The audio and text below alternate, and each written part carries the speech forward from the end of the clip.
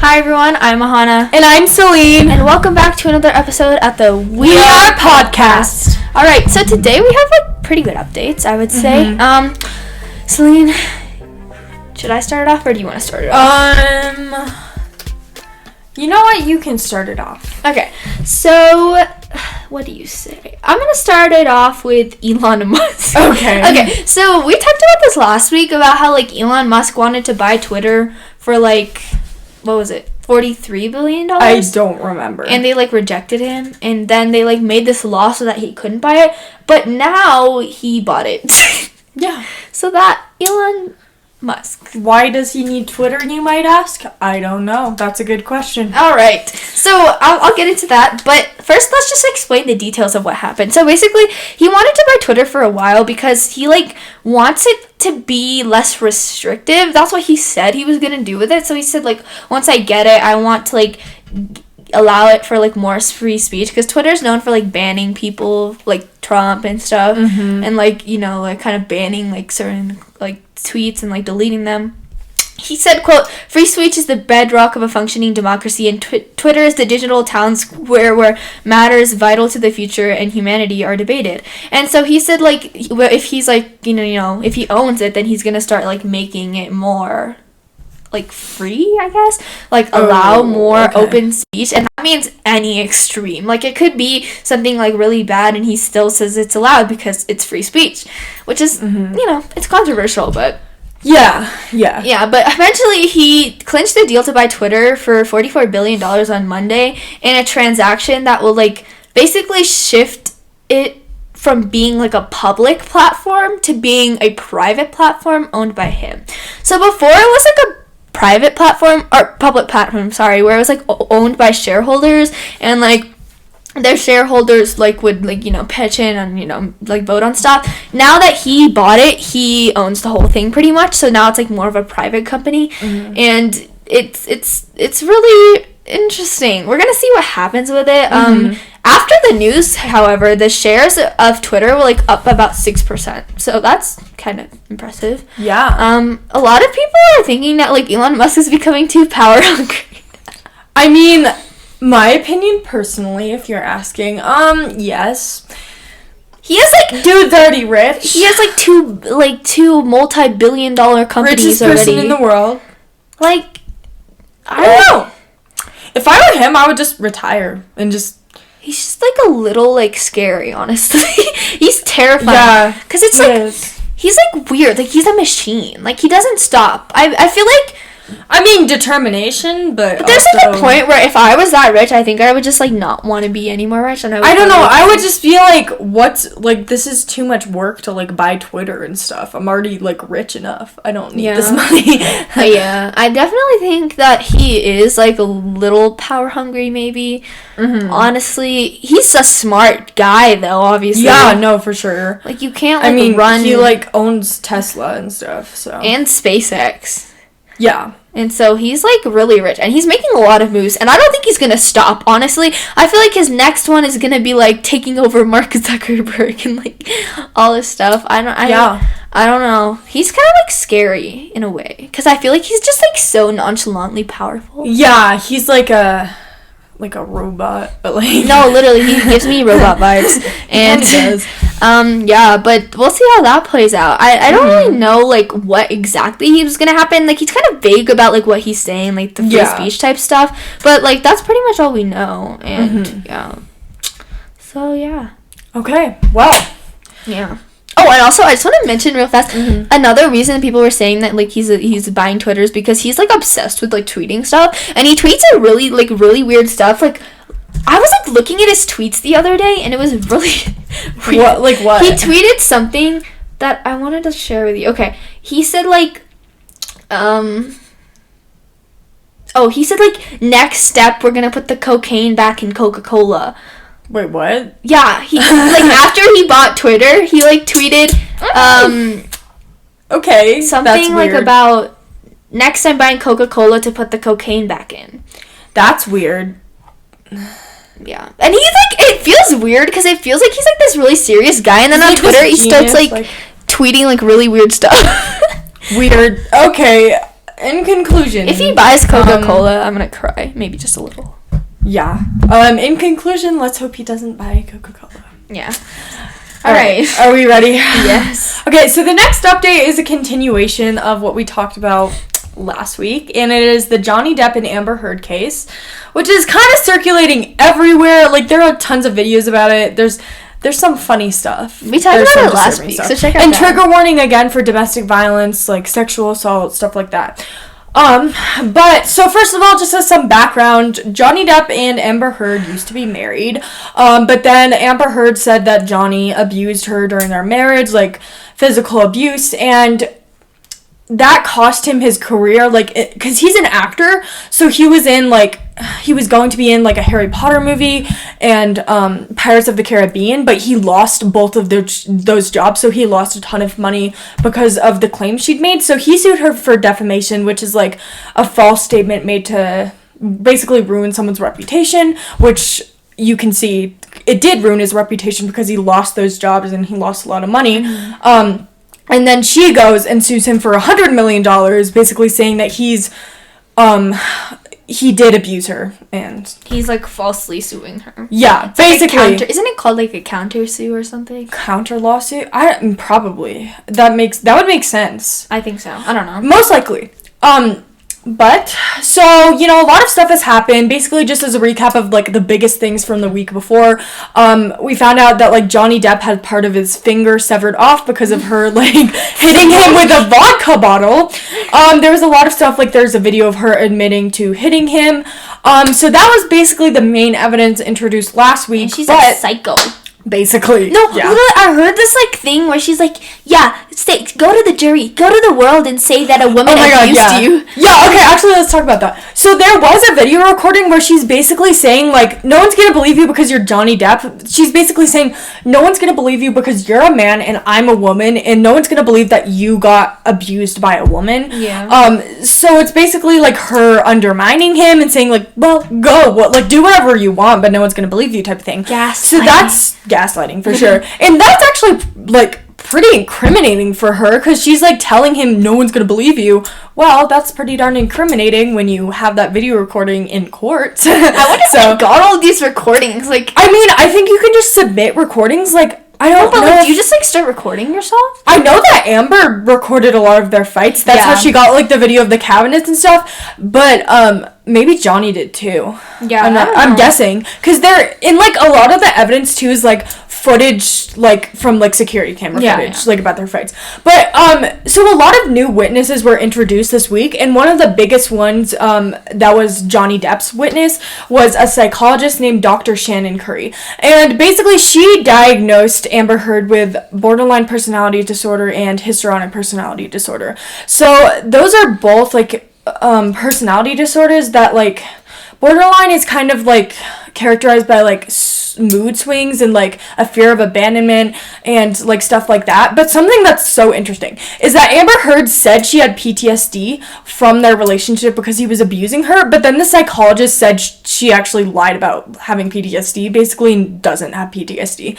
So, yeah, Amber Heard has been lying quite a bit, and... Didn't she, like, perjury, too? Yeah, she lied under oath, too. Yeah, that's called perjury, and that's, like, you could be sentenced to, like, a lot of jail time for that. Yeah.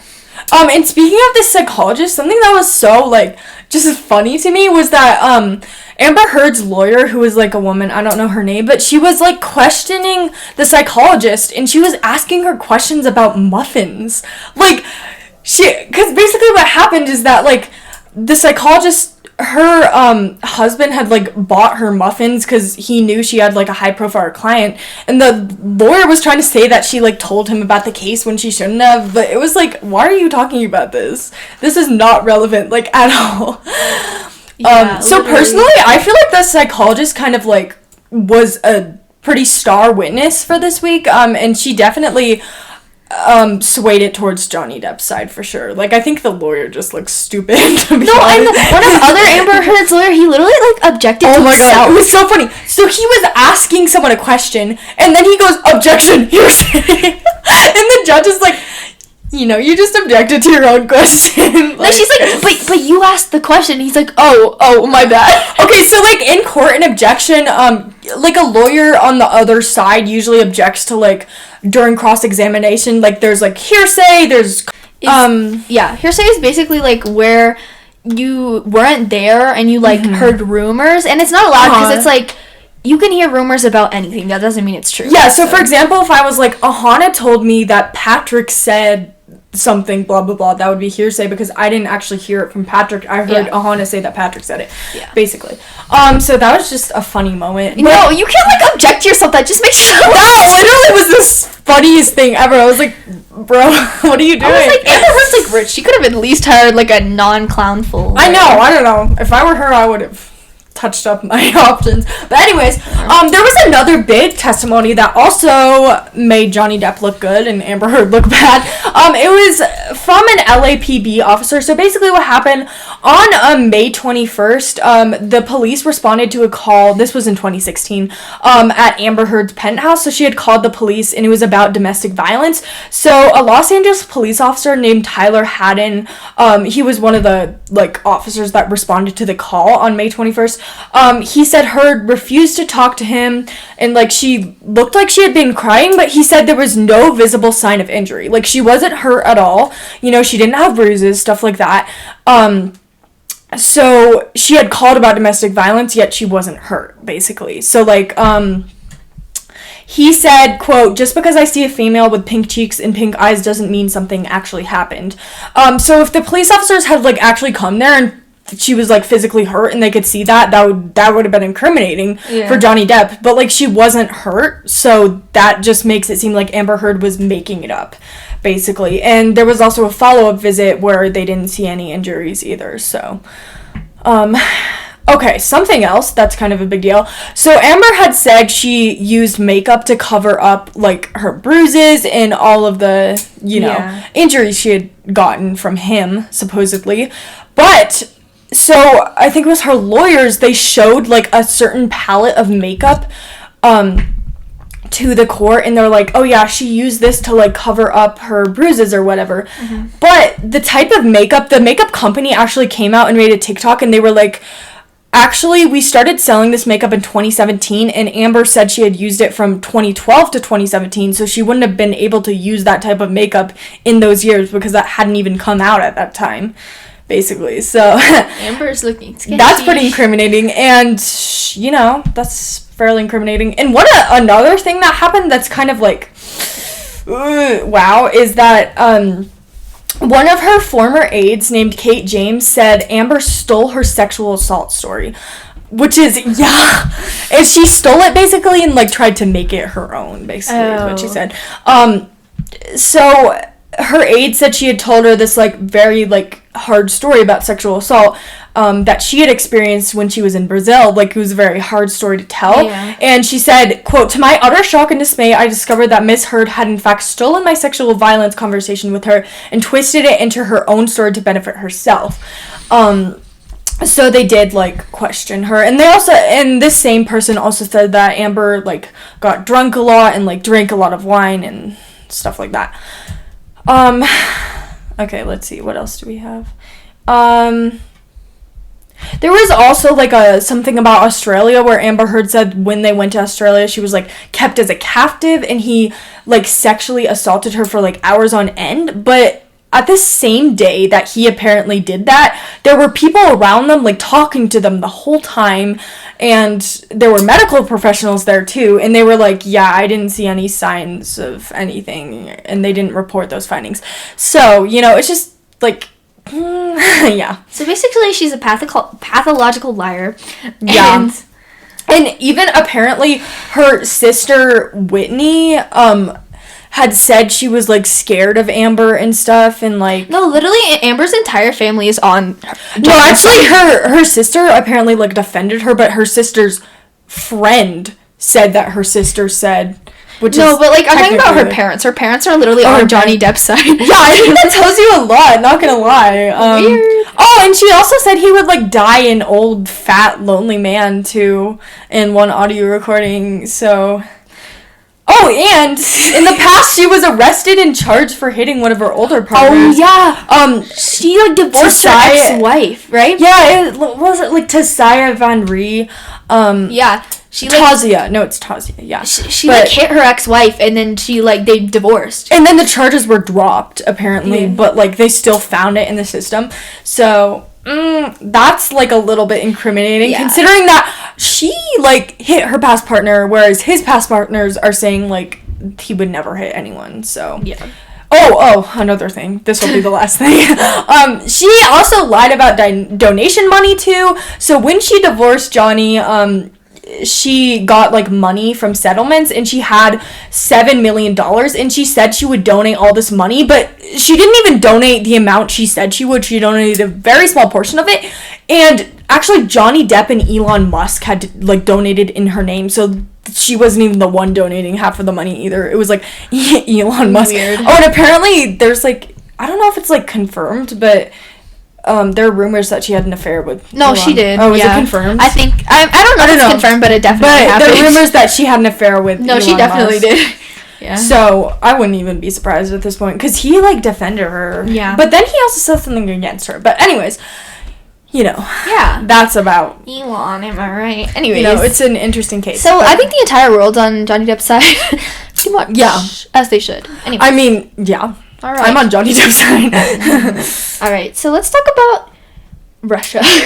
But, like, not Russia and Ukraine update, like, a kind of separate thing. Oh, yeah. So, Russia has been, like, kind of, like, notorious for taking in, like, American hostages and, like, sort of, like, keeping any, like, American person of, like, wealth or just, like a influential American person would, like, to jail using sketchy evidence and stuff, mostly because, like, they kind of just want to, like, assert their dominance over, like, the Western countries, and also like, have a little bit of, like, what's it called, like, gambling, but not really. It's kind of like bartering when you have power. when you have a hostage and you, like, blackmail someone. Yeah, so they have a little bit, like, blackmailing, like, bartering power.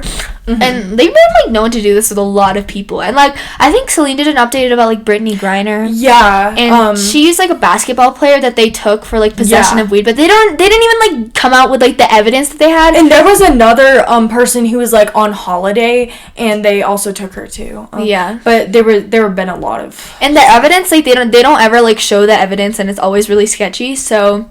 Yeah. That's fun. But also, so this is, like, a case about Trevor Reed. So Trevor Reed was, like, a former U.S. Marine, and he's, like, been, like, really known. He's been a very, like, prominent Marine. I mean, he was based at Camp Pendleton in California. He was deployed to the Middle East. He was actually... Wait. Sorry. He was actually, like, in the presidential guard, and he was also, like, really influential when Barack Obama was president. There are actually, like, photographs of them together, so, like, he was, like, pretty high up in rankings, and he was, like, a good kid, you know. He was born in Fort Worth, Texas, and he grew up in Southern California, and after he, like, retired from the Marines, he had a girlfriend who was Russian, and he basically, you know, was, like, really, like, you know, they were kind of, like, in a long-term relationship. So he eventually decided to, like, take a trip to Moscow for a learning of, like, Russian and, like, meeting her family and her culture and basically just, like, immersing himself with that. And a week before he was scheduled to return home, he, like, attended a party where his family says he was, like, encouraged to drink a lot of vodka because Russians are, like, known for drinking a lot of vodka. Yeah. And he, like, became nauseous. And he, like, when he was, like, driving home, he became so nauseous that he ran out of the car and, like, started to call running around the street, which a lot of people were like, let's call the police. So while the police came, they said, quote, that he was, like, assaulting the officers that picked him up, and he was, like, resisting the arrest, and he was, like, being really, like, hostile. Again, they didn't come out with the evidence of that, and even, like, they have the video in the cop car, and they said that's, like, where he was, like, being really, like, aggressive and stuff, but they didn't even, like, come out and show the video. Oh, that's sketchy. That's sketchy, number one. And even, like, the U.S. Ambassador John Sullivan said that he's been detained and convicted on evidence that is laughable, meaning that there's, like, no evidence. So they basically, like, kind of took him as a hostage, essentially.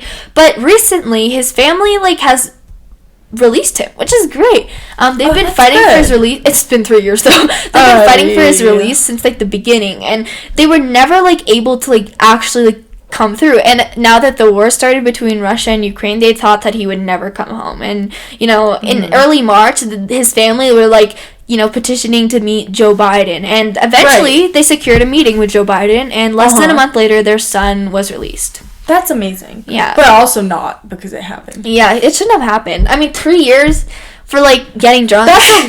That's a long He wasn't time. even, like, drunk driving. And especially because it's, like, in a country where you're not even, like, living. Like, you know, so it's away from your family, away from everyone you know and everything you know. So you're in this foreign environment, and it's just really scary and for your family and yourself, so. And it's also, like, that is such, like, first of all, they didn't even show the evidence. And number two, it's just such, like, a small, even if it was a crime, it's a small crime, and you can't be, like, put in jail for 3 years. Yeah, because it wasn't drunk driving, was it? He was driving home, and then he was just, like, in the street, probably, like, making noise because he was drunk, and then the officers were like, he was resisting arrest, and they didn't even show him resisting it, and then they jailed him for 3 years.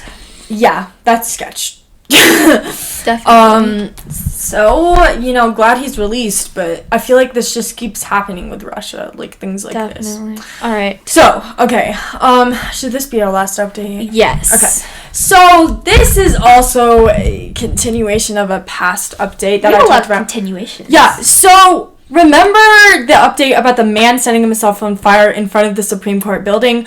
A lot of information wasn't kind of given about the motives, but now it's not like confirmed, but it's clear from like some things his friends have said. So his name was Win Bruce. He was from Boulder, and he set himself on fire in front of the Supreme Court. And the day he set himself on fire was actually on Earth Day. Oh, by the way. So, one of his friends named Kriti Kanko was a climate change activist who was friends with him, and she said this was a planned act of protest. She said, quote, "This act is not suicide. This is a deeply fearless act of compassion to bring attention to the climate crisis." So basically what she's saying is that he killed himself to bring attention to the climate crisis. He definitely brought attention. Yeah. Maybe not to the climate crisis, but he brought attention to something. Yeah, and the reason he did this in front of the Supreme Court building is because, kind of like he felt like the government wasn't doing enough, I guess, in terms of passing initiatives for climate change, so he felt like it would be a statement. You know what the weird thing is? Aren't you, like, releasing more carbon into the environment? Oh my gosh, burning someone mentioned that. They're like, but when you, like, make a fire, it, like, releases carbon into No, but your body's literally, like, made of so much carbon. When you burn yourself, you're literally releasing more carbon. Yeah. And some people are saying he's, like, a hero.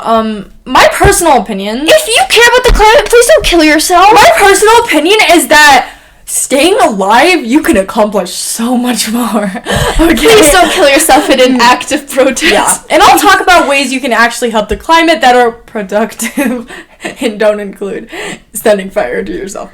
But, okay. So, he was also a Buddhist, and it was kind of like a Buddhist thing where, like, during the Vietnamese War, or the Vietnam War, like, Vietnamese monks would set themselves on fire to protest certain things. So I'm guessing that's where he got the idea, because, like, where else do you just get that idea? I don't know, I thought he was, like, trying to represent himself as, like, the world, and then, like, lighting on fire as in, like, global warming. I don't know, I mean, there are potential amount of things that he could have been thinking that could have been going through his mind. And he had also posted links about climate change and stuff, but a lot of his, like, people who knew were, like, really surprised. They were like, I've never even heard him mention climate change before, and, like, yeah, but, like, his closest friends, and I think it was his dad said, quote, "I agree with the belief that this was a fearless act of compassion about his concern for the environment." That was his father. And there were a lot of mourners who, like, marched, called him, like, a hero. There was a vigil honoring him. But, you know, let's talk about productive ways to help the climate. Like, I respect him for being, like, a really, like, good nature, like... Right, I totally respect wanting to help the environment. That's not the way to do it. Don't feel like that's... Personally, I don't think it's actually gonna accomplish anything necessarily. I just felt like he could have, like you said, he could have done much more live, and it's also like, you should maybe like advocate in other ways or like do other things rather than kill yourself. Right, because then if you're not even there, then you can't do anything more, right? It's kind of like, okay. Please don't kill yourself. Yeah, no. Please. Especially, like, not especially, like, just don't kill yourself, period, but, like, for advocacy, especially don't kill yourself.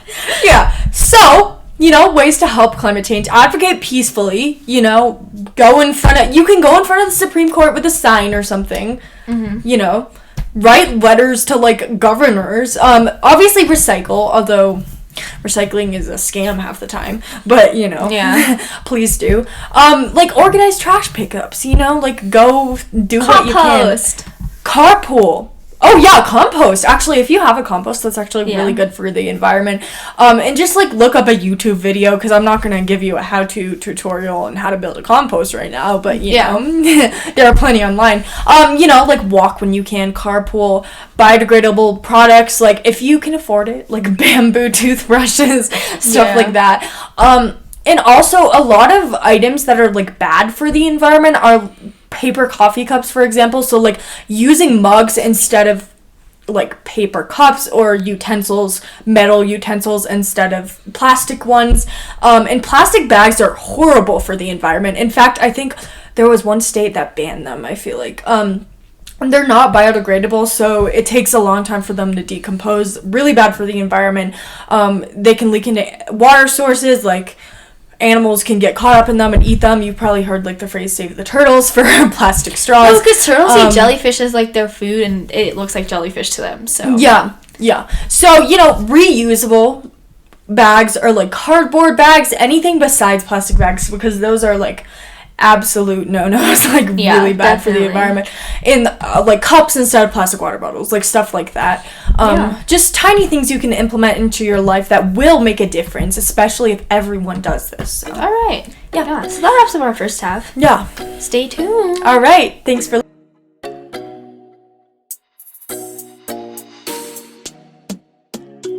Welcome back from the break. Welcome back. Second half. So in our second half, we are going to be doing some fun updates. So do you want me to start off, or do you want to start off? I can start off. Okay. So let's talk about Kamala Harris. Kamala Harris, the Vice President of the United States. COVID. Not good. But apparently she has no symptoms. She's asymptomatic because she is actually like fully vaccinated and like boosted. So she's doing fine, I guess. She has no symptoms, and a lot of people were like, wow, okay. Wow. Because literally everyone in the White House is getting sick, but they're all like asymptomatic. Like, probably because they're all like vaccinated. Yeah. But she said that basically how they found out was because like if you're in that like White House, or like you have like a high position, you normally get tested like frequently, like every other day or every day even. And so she, during one of her testings, it came back positive, which is scary. Not good. But she was asymptomatic. But the weird part about this is that she has been prescribed and is using Pfizer's Paxlovid following like a consultation. And the Paxlovid is basically like a type of medication designed to reduce severe symptoms among high-risk patients. And it's made to reduce risk while you are infected. It's like kind of like a medication while you're infected with it, which everyone was like, what the heck? Because she's like not that old. She's healthy, double boosted, and asymptomatic. So why would they give it to her? And she's only like 57 too. So like, why would one give her medication that's meant for like old, like really sick people when it's just her? And they were like, is she lying about it? Like, what is happening? But a lot of people were like, it's like unnecessary. Even like a lot of doctors in like from like Jonathan Reiner from the George Washington University said like, that's kind of weird, like that it shouldn't be used on asymptomatic people at that. So a lot of people were like really surprised about it. I mean it's good that she's doing well. I'm confused about the Paxlovid, but what a lot of people were saying like during the White House press conference was that the speaker was saying, like, if she can afford it and if it's not going to do her any harm, then might as well take it just to be extra safe. So I guess that's kind of the logic about her taking it, but yeah, that's pretty much it. Nice. Well, I mean, I'm glad she's asymptomatic, you know? Yeah. I feel like everyone in the White House has gotten it besides Biden. Yeah, I feel like he's next. No, I'm joking. Actually, maybe. Speaking of Biden, the next update is about the White House Correspondents. Okay. So Biden recently went to a White House Correspondents' dinner, which was located in D.C.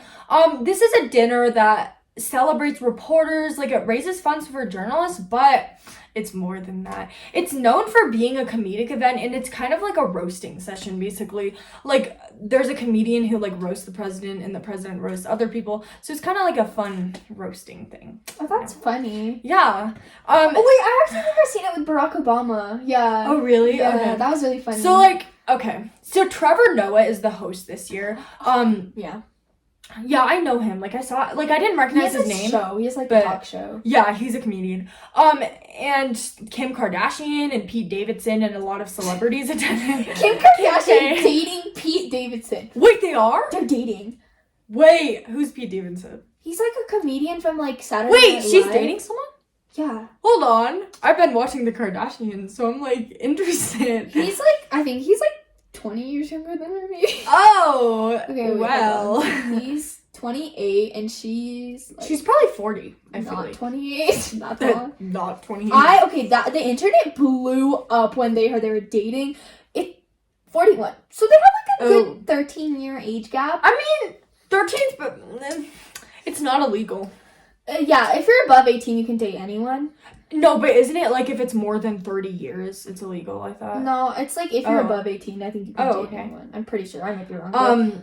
But everyone was like, what the heck? Wait, how long have they been dating? Do you know? Really recent, because she just divorced her ex-husband, Kanye West. Kanye West, yeah. And weirdly enough, like, she doesn't even hate Kanye West. Like, they don't even have a necessarily bad relationship from what I've seen, at least, like, still. There's drama, but... It's been, like, a little messy because, like, there's a lot of, like, Kanye West posting about Pete Davidson and kind of trashing him. Yeah. Doesn't he, like, stalk Pete Davidson and, like... Yeah, maybe just a little. Essentially. But that's interesting that they're both there. Anyways, continue. Yeah. Anyways, okay. So, there were more than, like, you know, since the pandemic happened, they weren't basically able to have this dinner in years past, but they are able to, which is exciting. And you need a negative COVID test to enter, and masks were voluntary, though. Yeah. But starting off with, like, a speech, Biden kind of roasted himself. He said, quote, "A special thanks to the 42% of you who actually applauded." And then he said, "I'm really excited to be here with you tonight, the only group of Americans with a lower approval rating than I have." That's so funny. So Biden, let's just say he hasn't had the highest approval rating lately. Like, according to Reuters, 53% of Americans disapprove of him, which is over the majority. Not the best. Yikes. So he was kind of roasting himself over that, which is yeah, kind of funny though. I love it when people like roast themselves about things that everyone knows is like true. Yeah, like Justin Bieber, he like roasted himself, and it was kind of funny because he said something about like him looking like a girl or something. Oh my god, yeah, everyone makes fun of him for like being girly. Yeah.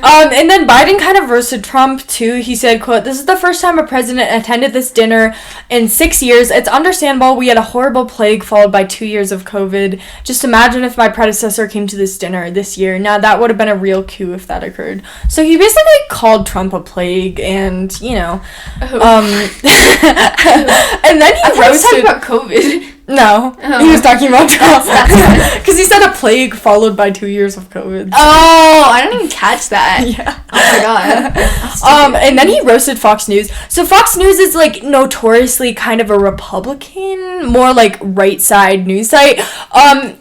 And more on the right side, a lot of people kind of don't necessarily are more against vaccination, you could say. Yeah. And he basically said, quote, "I know there are questions about whether we should gather here tonight because of COVID. Well, we're here to show the country we're getting through this pandemic. Plus, everyone had to prove they're fully vaccinated and boosted. So if you're at home watching this and are wondering how to get vaccinated, just contact your favorite Fox News reporter. They're all here, vaccinated and boosted, all of them." So he was basically like sarcastically. And then the comedian, like, made a joke about how everything, like, all the prices are going up for like, gas and food and rent. So, you know. And it's pretty early into it, so that's just the kind of roast that I remember, like, Obama did a skit with, like, a comedian, and it was, like, his anger translator, and it would, like, he would say something, like, in presidential, like, tone, and then his anger translator would translate it into, like, what he actually means, and that was really funny. That's funny. The White House correspondence, it's more funny than anything, honestly. That's great. Okay. Now we're gonna go to something not as funny. Yeah. Alright, so let's talk about Russia and Ukraine. Our weekly Russia and Ukraine update. So a long-awaited, like, effort to evacuate citizens from a Mariupol steel plant that is, like, the last battleground. I talked about this last week, how, like, everyone in Mariupol was, like, crowded inside a steel plant.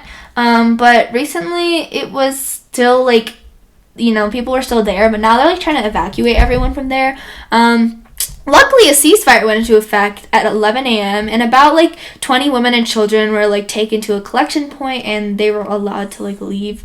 And a lot of people were taking shelter at, like, other places, and they're expected to be escorted out, like, this week. I think they might have been already.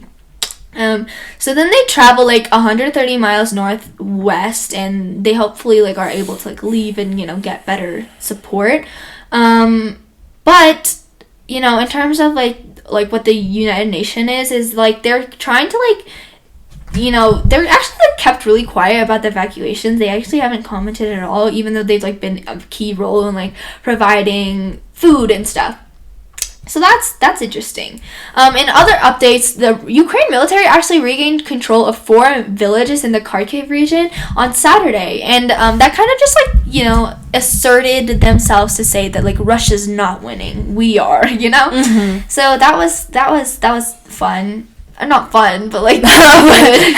Yeah, good. That was fun. Yeah, totally. But I think that's good, definitely. Alright, so another thing that happened was that Russia actually released a video showing that it is using, like, a submarine in the Black Sea to, like, launch cruise missiles on Ukraine. So that's basically confirming what we thought before. Another thing is that, like, there's a lot of explosions happening in Odessa, which is, like, a place in Ukraine, and Russian troops even, like, damaged an airport, so that airport is dysfunctional now, meaning that a lot of refugees, like, can't go through that. Oh, no. Not that they were doing that in a reason, like, a lot of refugees are kind of just, like, moving through other methods, but, you know. And it's another 2, like, better news are that a lot of Russian tanks have been destroyed. In fact, over 1,000, according to President Vladimir Zelensky, said that the Ukrainian army has destroyed 1,000 Russian tanks. Wow. And another good thing is that 69% of, like, the settlements that were previously deoccupied are now, quote, full-fledged local self-governments again. So Zelensky actually said that in his Saturday night address. So that's basically saying that they've been able to, like, revitalize their local governments, and they were able to, like, you know, kind of get back to that, which is good. And so that's what's going on right now. I don't see this war going into 2022 or 2023. Yeah. What do you think? Wait, when's 2023? Next year. Yeah. Okay. No, I knew that. I feel like what month is it now? May. Yeah, it's May. May. Oh, yeah, it's the first day of May. Oh, wow. Happy May. Congrats, May. If it did, let's put it this way. I can't predict what's going to happen, but if it did go into 2023, that would be really bad. Yeah. And I would say surprising, just because that would be, like, a year long, right? And I feel like it's definitely de-escalating a lot now.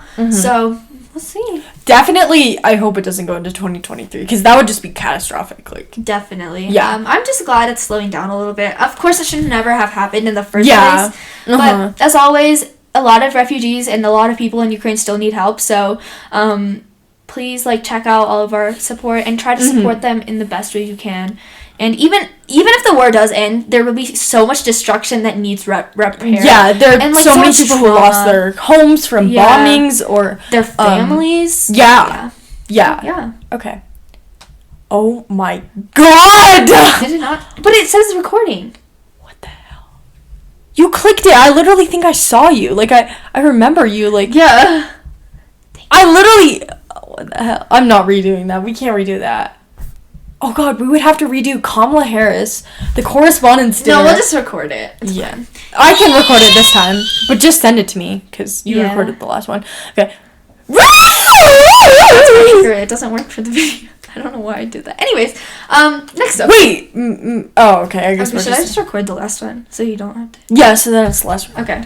Ready? Yeah. Okay. Last update. Celine, take it away. All right. So the last update is about a student debt move from the Biden administration. So the Department of Education has made moves to change the student loan system, and this will bring millions of people closer to receiving debt forgiveness.